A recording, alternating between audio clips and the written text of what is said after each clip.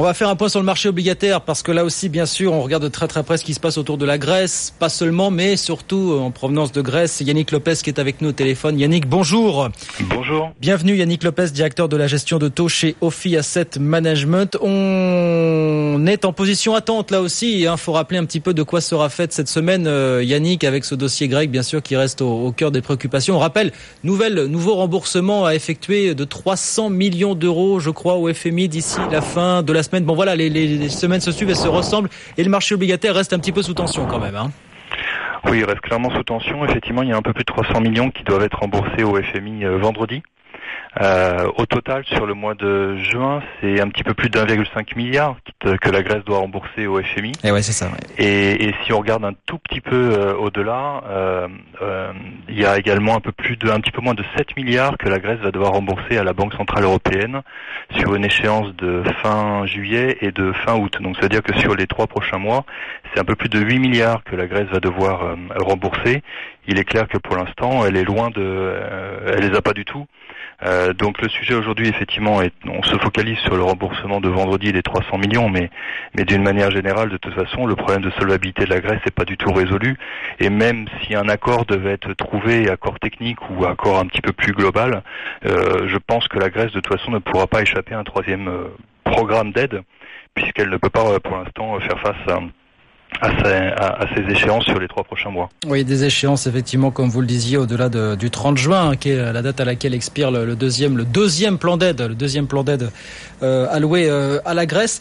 On a le sentiment, cela dit, pour parler un petit peu du marché obligataire, que depuis quelques jours, peut-être on a mis fin à cette petite période d'angoisse qu'on a observée pendant quelques semaines, Yannick, globalement. Alors, le marché reste quand même assez nerveux.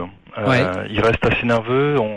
On a peut-être stoppé l'hémorragie en quelque sorte. Je ne sais pas comment on peut le dire finalement. Ça dépend ce qu'on regarde en fait. Ouais. D'un côté, on a eu un mouvement qui a été très puissant et très violent qui s'est enclenché fin avril avec une remontée des taux quels que soient les pays et notamment également de l'Allemagne. Puisque le 10 ans a remonté d'environ 70 points de base. Il est passé de 0,05% à peu près à presque 0,80%.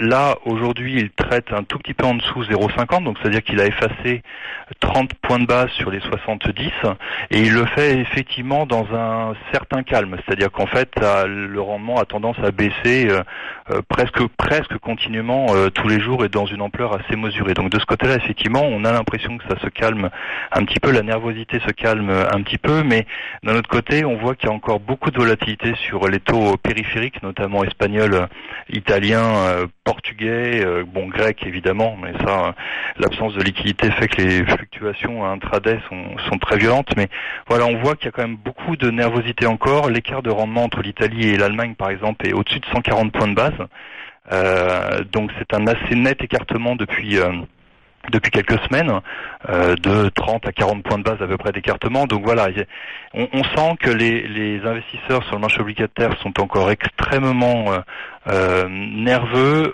La visibilité est très peu claire. L'approche de l'été, clairement, est dans la tête de tout le monde. La très faible liquidité sur les marchés obligataires, quels que soient les actifs, que ce soit les obligations d'émetteurs privés, enfin les entreprises, ou même les dettes gouvernementales, la liquidité est vraiment extrêmement faible. Et le mouvement qu'on a eu, comme je vous disais, à partir de fin avril, rappelle aux gens que investir sur des obligations très long terme, quand les marchés se retournent, avec l'effet de sensibilité, ça peut piquer très très fortement et en termes de retournement, ça peut être violentissime. Donc voilà, on sent que les marchés sont quand même attentistes et nerveux, ont du mal à retourner sur la partie très longue de la courbe. Et vous avez commencé à répondre à la question que j'allais vous poser, Yannick, c'est vous commencez à évoquer la période estivale. Est-ce que vous aussi vous commencez à regarder la pendule avec une certaine agitation? Vous disiez, mon Dieu, si rien ne se fait d'ici le 30 juin, est-ce qu'on va s'offrir un été de tous les dangers, alimenté par ce qui pourrait se jouer autour de la Grèce, avec les répercussions qu'on peut imaginer bien sûr sur le marché obligataire? Oui, ça c'est évident que le dossier grec est vraiment central, même si on a le sentiment qu'il apparaît un peu moins systémique qu'il ne l'était en 2012, mais c'est certainement ce que les gens espèrent imaginer ou se plaisent à penser. On dit ça pour se rassurer, oui, voilà. C'est ça. Oui, je pense qu'effectivement on est mieux préparé, c'est vrai. Les portes coupe-feu, on va dire, existent. La situation dans la zone euro n'est pas la même qu'elle l'était à l'été 2012.